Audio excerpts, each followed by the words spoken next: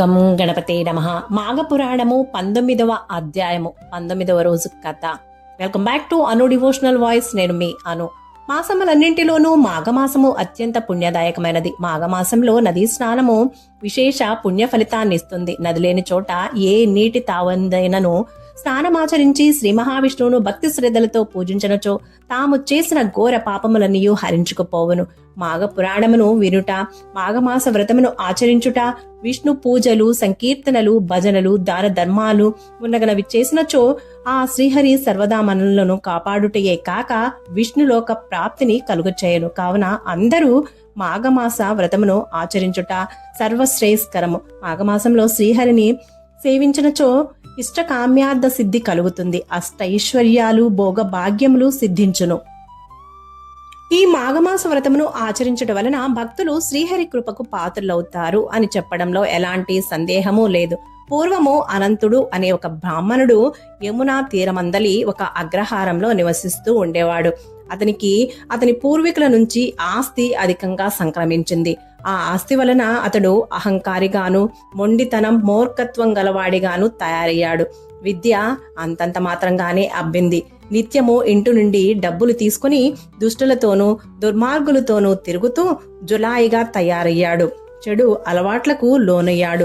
తల్లిదండ్రులు ఎంత హితబోధ చేసినా కూడా పట్టించుకోక, వినిపించుకోక ఇష్టానుసారంగా తిరగసాగాడు. ఏనాడు దైవ చింతన చేసిన పాపాన పోలేదు. పాపభీతి అసలే లేదు. మందు, మగువ, పేకాట, జూదం మొన్నగు సకల దుర్గుణాలు అలవడ్డాయి. ముసలివారైన తల్లిదండ్రులు మాత్రం ఎంత చెప్పినా కూడా వినలేదు. చెప్పి విసిగిపోయారు. వారి హితబోధ చెవిటివాడి ముందు శంఖం ఊదినట్లే అయ్యింది. కాలమే సమాధానం చెప్పుతుందని అందరూ సరిపెట్టుకున్నారు.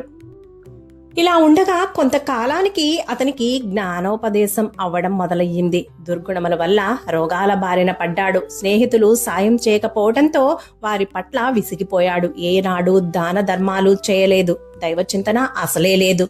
ఒంట్లో సత్తువ సన్నగిల్లసాగింది. ఒకనాడతడు ఇట్లా తలపోయాడు. అయ్యో, తల్లిదండ్రులు పెద్దలు చెప్పినను వినకపోతేనే, ధనబలంతో మిక్కిలి గర్విష్ఠినైతినే, సకల దుర్గుణముల బారిన పడితేనే, నేనెంతటి పాపాత్ముడనైతిని, దైవ చింతన చేయలేదు, దాన ధర్మాలు చేయలేదు, భగవంతుని పట్ల భక్తిని చూపలేదు.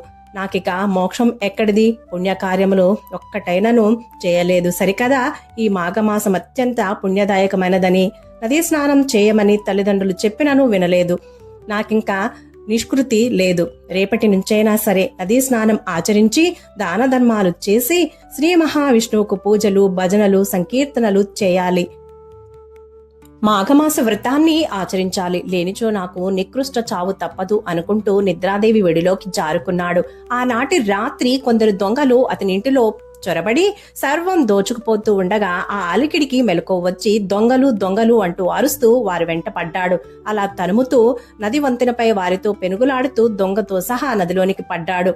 ఒక్కడే ఎంతసేపు ఆ నీటిలో పోట్లాడగలడు? ఒక దొంగ అనంతుని తలపై కొట్టగా అబ్బా అంటూ మునిగిపోయాడు.